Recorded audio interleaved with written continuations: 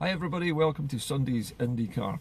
It's the 7th of October, day after the night before, if you want to call it that, of the largest, possibly the largest ever independence rally held in Scotland at all, anywhere, yesterday in Edinburgh. Now before we get on to the subject of the Edinburgh Independence Rally, let me backtrack a little bit and talk briefly about the continuing snowballing disaster called Brexit, so that we're all up to date with what's going on with our cousins across the water in Ireland.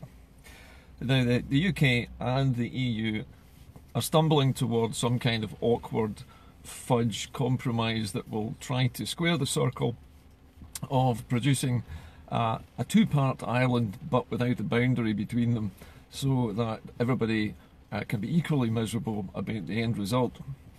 Now it's obvious to anybody with a brain in their head that the main stumbling block to the problem of the Irish border is not the Irish people, and nor is it the people of Northern Ireland. It is in fact just one party, the DUP, all 10 of them. These 10 people are basically holding the entire United Kingdom to ransom and causing a stramash that basically ripples all the way across Europe, all because they want the right to wave the little union flags.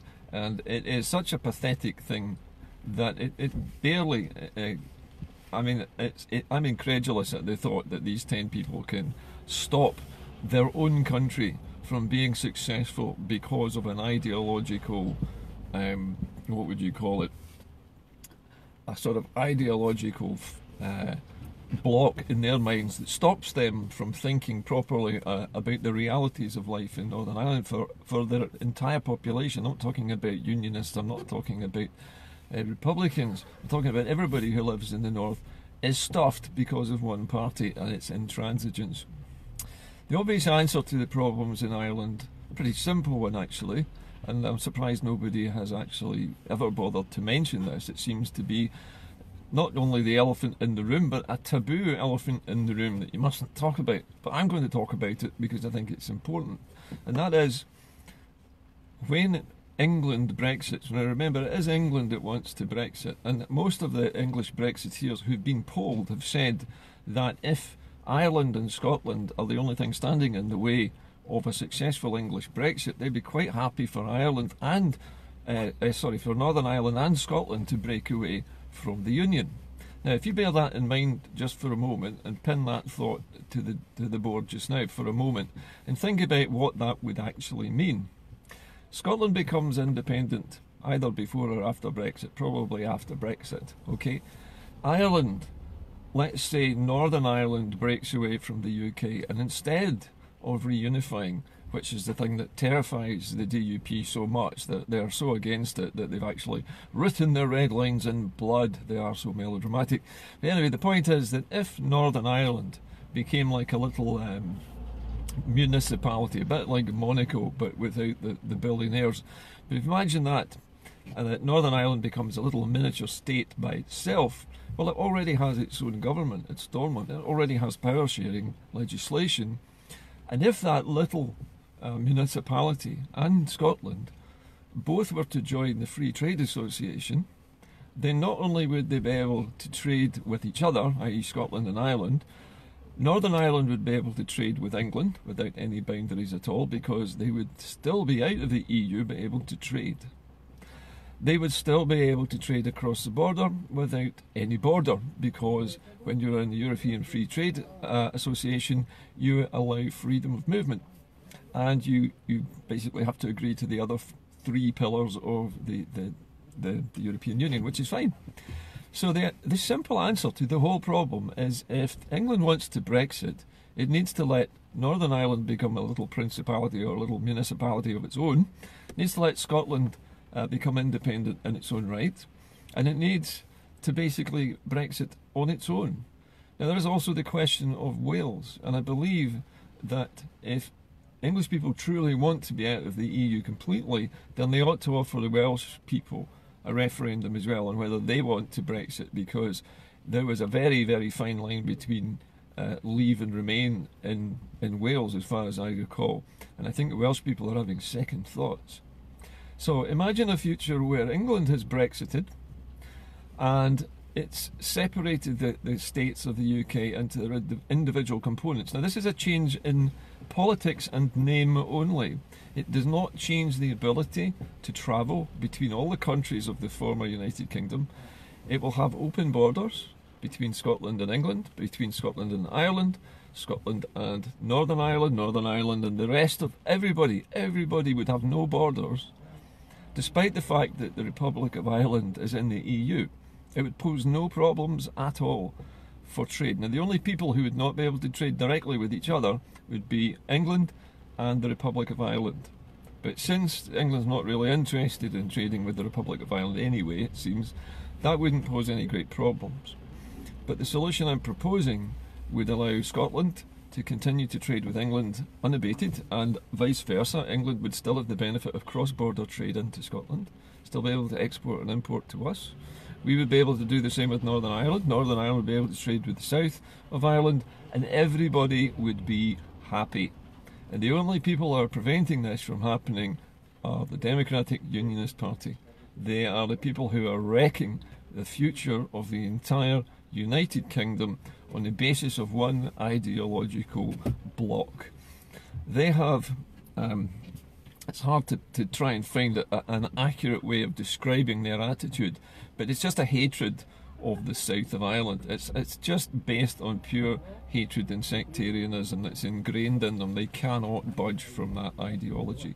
If they'd open their minds a little bit and think about the people that they're representing, they could be massively popular in Northern Ireland if they came up with this as an idea and said, rather than reunification, which would probably be anathema to the Unionists, an intermediate step would be to become an independent municipality, separate from the UK, but independently governed, with the help and the aid perhaps of Scotland and Southern Ireland, to help the economy of this new northern municipality become a success. It could work. Wales also could be bootstrapped in the same way. But only if the Unionists stop this ridiculous nonsense of nixing every single suggestion that comes their way about their relationship with the South. So there you are, there's an intermediate thing that the Unionists should think about. Become a municipality. You can still keep your Union flags. You might even still be able to have British citizenship. You just have to agree that with England. But you would be able to trade with everybody and you wouldn't have a border. You wouldn't be part of the EU, but you would still have an economy that could trade. Okay, that's the end of my rant about Northern Ireland and the future of the UK as far as it stands. Let's move to the good news. And of course the good news is the massive turnout at Edinburgh yesterday. It is the largest, I believe the largest march that's ever been held in the capital. Certainly nearly twice the size of the Glasgow march, and that was 90,000 people. And the numbers that are being claimed for the numbers of marchers obviously vary a lot. If you talk to people in the media, they'll say 20,000. If you talk probably to the police, their official number might be 20,000 as well. But the underestimation of the numbers is a consistent theme in all press releases from the British media. But what we do know from people on the ground who observed things like the camera counts at the police camera stations is that they recorded well over 100,000 people. And there is one source that tells me that there was 193,000 people counted by the facial recognition cameras and over 385 motorcyclists counted by the same cameras. The cameras, pardon me, cameras don't lie. And if you can see the numbers on the camera screen, then what you're seeing is reality. These cameras were developed to monitor police crowds, to monitor the numbers of, not police crowds, sorry, football crowds. They were developed by the police to monitor the football crowds. And they could count the numbers of fans. They could recognise individuals from their facial recognition software. It's a remarkable piece of kit. It's so accurate, there's no way that it could be wrong. I mean, it might count somebody walking in the same direction as the march, as a marcher, possibly, but it would never count the same person twice. So I would rely very heavily on what the cameras tell me. So we're talking somewhere, definitely, between 100 and 193,000 people, and definitely 385 or 86 motorcyclists, as far as I remember. Brilliant result for all under one banner. An absolute triumph of people power over the idiotic jobs worth bureaucrats who run historic Environment Scotland. Now, it's more like histrionic Environment Scotland. These dozen people, the dirty dozen as I like to call them, tried deliberately to wreck this event by claiming that they wouldn't be able to set up sound stages, they wouldn't be able to put up stalls, when they've allowed stalls and sound stages for countless other events, some of which were very political in nature. For example, a show of the RAF's latest fighter jets and helicopters, and all covered with Union Jacks and as political as anything.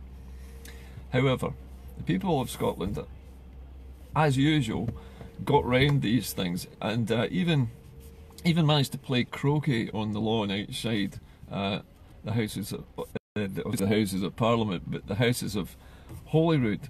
So we had one or two of my chums dressed up as the English gentry in cricket flannels and straw boaters playing croquet on the lawn, just to demonstrate that we are peaceful, non-political and fun. And basically that is the Scottish people. And I saw the march, I saw the videos of those people marching down Johnston Terrace past the Mound.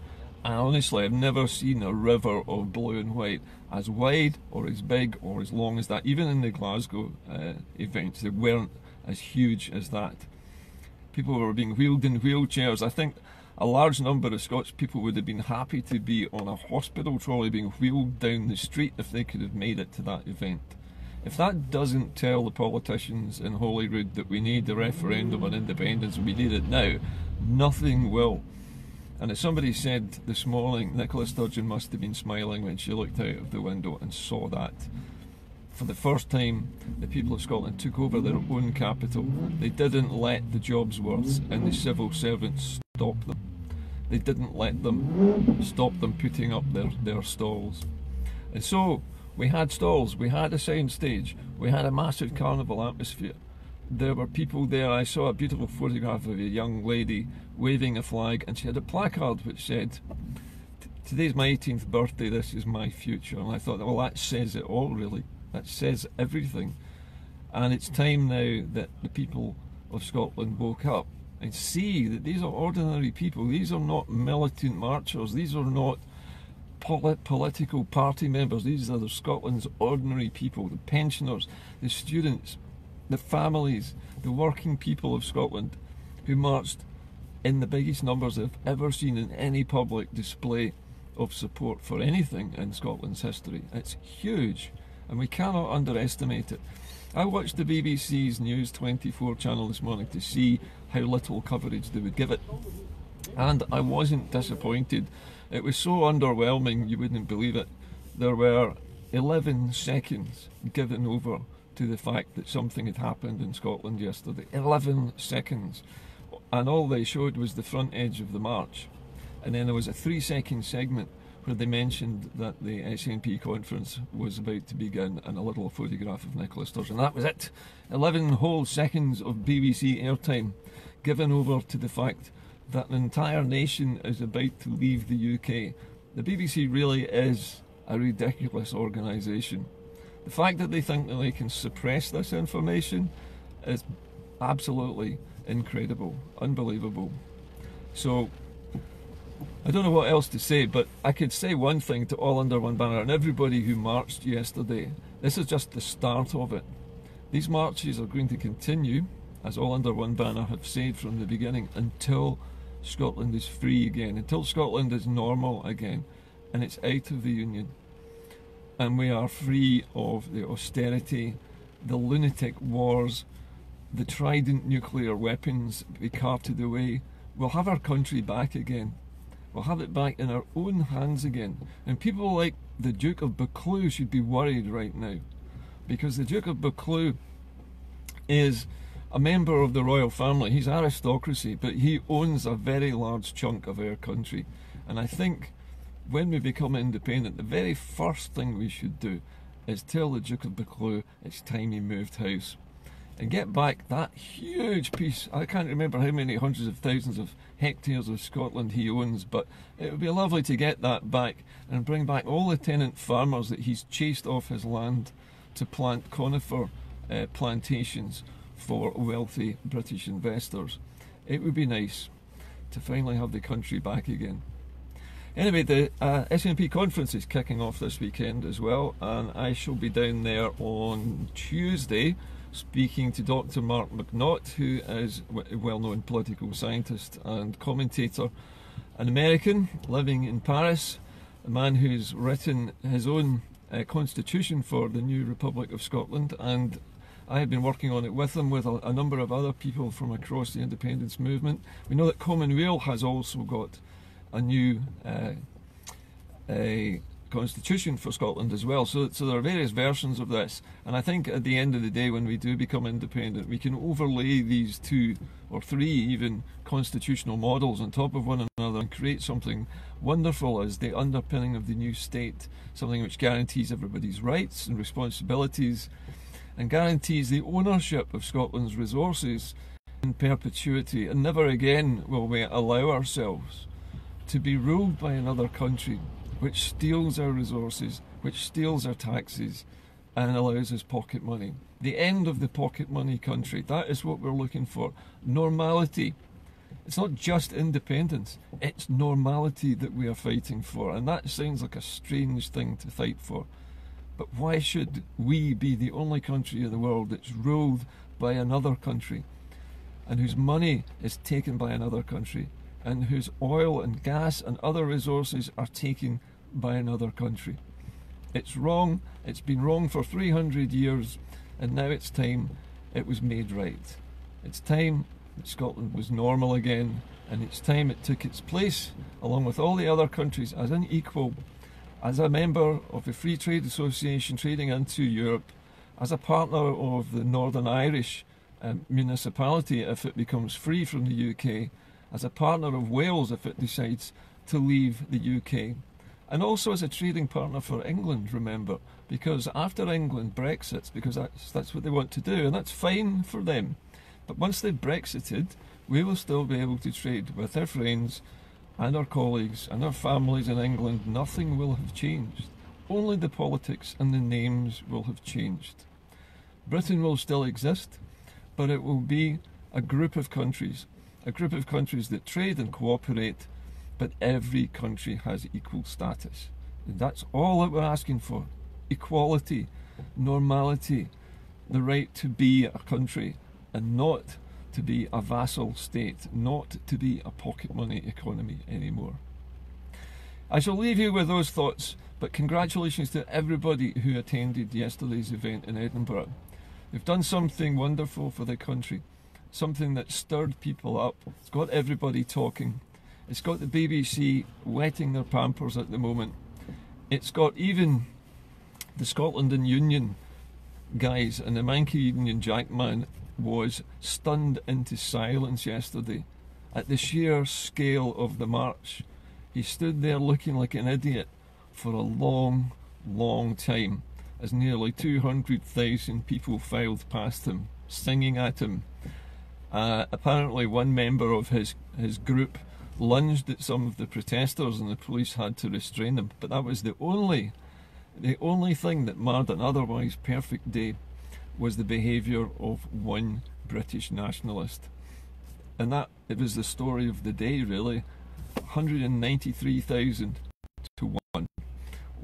One nationalist, apparently one British nationalist who was apparently so seething with hatred that he wanted to attack one nationalist. And how much we've moved on since 2014. So I'll be chatting with Mark McNaught on Tuesday, and we'll find out just exactly what the SNP is planning to do now that they've seen the level of support. And I hope and I pray that the leader of the SNP and leader of Scotland start Ms. I don't know what to put in front of that.